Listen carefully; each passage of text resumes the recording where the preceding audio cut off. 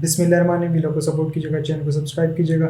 असद उमर ने जब से सियासत से किनारा कशी की है, उसमें एक काफ़ी अरसे बाद उन्होंने दोबारा मेन स्ट्रीम मीडिया पे हाज़िरी दी है और उन्होंने कुछ अहम गुफ्तगू की काशिफ अब्बासी के शो में। अब उन्होंने कहा कि सबसे पहले ये सुनो, उसके बाद इस पर तबसरा करते हैं। ये जो कॉन्सेप्ट है ना कि सियासतदान जो एक बार बन गया वो कभी सियासत नहीं छोड़ता, वो भाईजान ये देसी कॉन्सेप्ट है, ठीक है ना। जहां पे सियासत जो है वो आपका एक धंधा बन जाता है, एक वे ऑफ लाइफ बन जाता है। ये जहां पे मैच्योर डेमोक्रेसीज हैं वहां बहुत कॉमन होता है। एक बंदा आया, प्राइवेट सेक्टर से आया, पब्लिक सर्विस में था पहले, वो आया, उसने पॉलिटिकल सिस्टम के अंदर 4 साल 5 साल 8 साल सर्व किया और उसके बाद वो अपनी जिंदगी में आगे चला गया। लेकिन उसने टेक्नोक्रेट के तौर पर सर्व किया। आप थे टेक्नोक्रेट, लेकिन आपने बड़ी एक्टिव पॉलिटिक्स की, सेक्रेटरी जनरल तरीके इंसाफ। नहीं, ये आपको किसने कहा कि सिर्फ पॉलिटिकल? आपको इस वक्त अमेरिका के फॉर्मर रिटायर्ड सदर बता दे, ओबामा क्या सियासत करता है? कर ही नहीं सकता। जॉर्ज बुश क्या सियासत करता है? सदर बन के क्या करेगा? ठीक, वही तो, मैं सियासत तो कर सकता है ना, सदर नहीं बन सकता, सियासत तो कर सकता है। सो मुमकिन नहीं मुमकिन हमारे मुल्क में चले कह लेकिन हमारे मुल्क में एक दफा गद्दी की चस बह गई तो फिर मारे गए। क्यों छोड़ी सियासत आपने? क्योंकि आपने पहले जब आप जेल से निकले, आप प्रेस क्लब गए, वो तो एक शटल सर्विस का एक सिलसिला था। बाकियों से के बरखिलाफ या बाकी सब ने पार्टी छोड़ दी, सियासत छोड़ दी।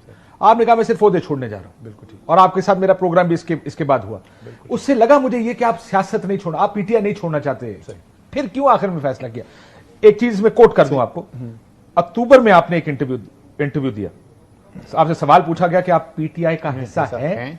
आपका जवाब था आपको कोई एतराज है जी। और नवंबर 11 को फिर आपने एक ट्वीट के जरिए सियासत ही छोड़ दी। उस एक महीने में क्या हुआ जो आपको बता देता हूं कि दहशतगर्दी अदालत लाहौर से निकला, मुझसे सवाल पूछा गया कि आईपीपी ने आपको भी ज्वाइन करने के लिए कहा है? मैंने कहा जी बिल्कुल कहा है, एक से ज्यादा दफा कहा है। तो उन्होंने कहा आप क्या जवाब दिया? मैंने कहा जी बेस्ट ऑफ लक आपकी सियासत में, मैं नहीं आ रहा आपके पास। तो उन्होंने कहा आप अभी तक पीटीआई का हिस्सा? मैंने कहा जी बिल्कुल पीटीआई का हिस्सा। ये बात हुई थी बिल्कुल, और मैं था उस वक्त पीटीआई। फिर एक महीने में क्या हुआ? देखिए, एक महीने की नहीं बात है, बात जरा सा पीछे ले जाऊं थोड़ी सी।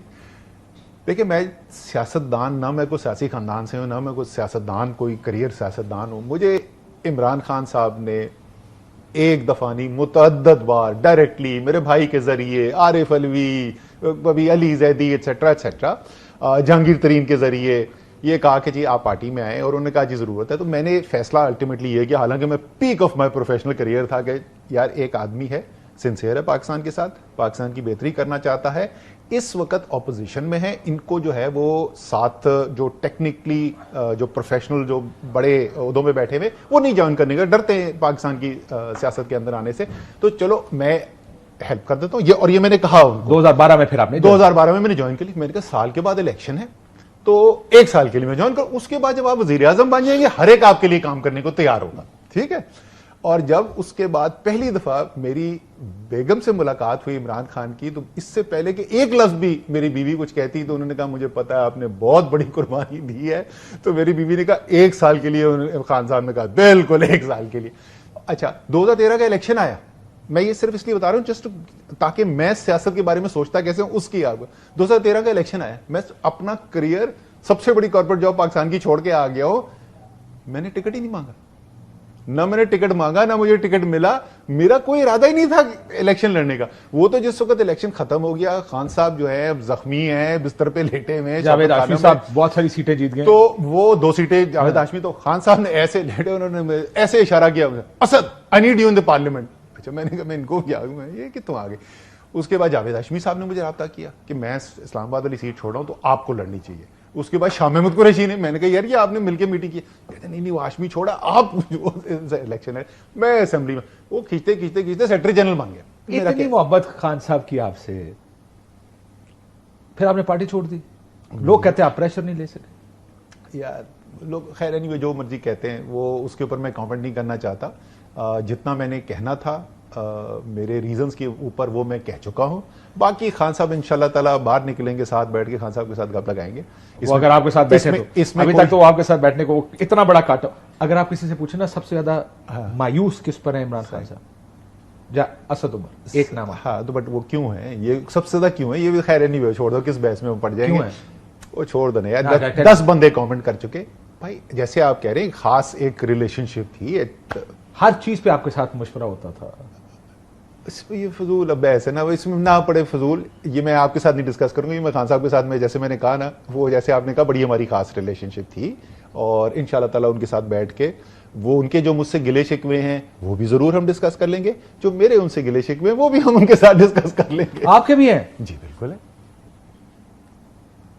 अब काशिफ अब्बासी की काशिफ अब्बासी की रेटिंग के लिए तो मैं आपको देने ही नहीं वाला। एनीवे, मुझे ओवरऑल जो है क्या 11.5 साल में इमरान खान साहब ने जो स्पेस दी, जो मौका दिया, जो उनकी मेरे साथ ज़ाती रिलेशनशिप थी, क्या मुझे उसमें कोई कमी नजर आती है? बिल्कुल भी नहीं। मैंने इसीलिए पूछा, अक्टूबर में आप कहते हैं कि मैं आपको बताता हूँ वो पार्टी में हूं, नवंबर में आपने छोड़ दिया, एक महीने में जरा पर्सनल कमेंट नहीं, ये फैसला जो है मैं बताता हूँ, मैं आपको बताता हूँ नवंबर में ये क्यों फैसला अनाउंस हुआ था। लेकिन मैं आपको ये भी बता दूं साथ कि मैं पर्सनल आपको जो बात, क्योंकि आपने पूछी थी, वो किस किस्म का ख्याल करता है, आपको पता है वो ही इज नोन एज के जो ज्यादा पर्सनल चीजों की वो केयर नहीं करते, राइट। 3 साल 8 महीने वजीर आजम थे, कोई शादी नहीं अटेंड की। मेरे बेटे की शादी कराची थी, कराची आए थे अटेंड करने के लिए, राइट। अप्रैल का महीना, ये 9 मई से महीना पहले की बात है, मेरा पैंक्रेटाइटिस अटैक हुआ था। सुबह 3:45 बजे रमज़ान थे, मुझे सुबह 3:45 बजे सहरी पे मैंने मैसेज देखा, उन्होंने किया हुआ था, Asad how are you feeling now. So he was super nice to me individually. So वो जो मैं आपको कह रहा हूँ गिले शिकवे, वो पॉलिटिकल डिसीजंस की बात हो रही है, उसका उनकी ज़ात में जिस तरीके से उनका कॉन्टेक्ट था उसमें मुझे कोई भी हो। जी, तो आपने ये मुकम्मल गुफ्तगू सुनी है, उसमें एक चीज़ तो बड़ी वाज़ेह है कि असद उमर जो है वो शर्मिंदा ज़रूर है, और इमरान खान साहब का भरोसा भी इन्होंने ही तोड़ा। अगर काशिफ अब्बासी साहब ने एक सवाल किया था कि इमरान खान साहब को जो सबसे ज़्यादा भरोसा था ना, वो असद उमर पर था, और उन्हें ये नहीं, उनके जहन व गुमान में भी नहीं था कि असद उमर मुझे इस तरीके से छोड़ के चला जाएगा। याद रखिएगा, असद उमर एक प्राइवेट कंपनी में जॉब करते थे, यानी कि ये टेक्नोक्रेट थे, इनका सियासत से कोई लेना देना नहीं था। असद उमर साहब को इमरान खान साहब ने पिक किया, बोला नहीं हमें इस मुल्क के लिए तुम्हारी ज़रूरत है। असद उमर को सियासत में लेकर आए और उनको फिर जनरल सेक्रेटरी भी बनाया। उसके बाद उन्होंने फिर उनको इलेक्शन लड़वाया और अपने दौर में उन्होंने वज़ीर ख़जाना भी बनाया। याद रखिएगा, वज़ीर ख़जाना जब इमरान खान साहब ने बनाया था, असद उमर भरपूर कोशिशें कर रहे थे। उनकी कोशिश यही थी, क्योंकि एक होता है कि टीम वर्क, इमरान खान साहब का एक विजन था कि हम कुछ ऐसा करें कि हमें IMF के चुंगल में ना फंसना पड़े। तो असद उमर उस चीज़ को देख रहे थे और उस पर वर्किंग कर रहे थे, और इमरान खान साहब को ब्रीफ भी करते थे।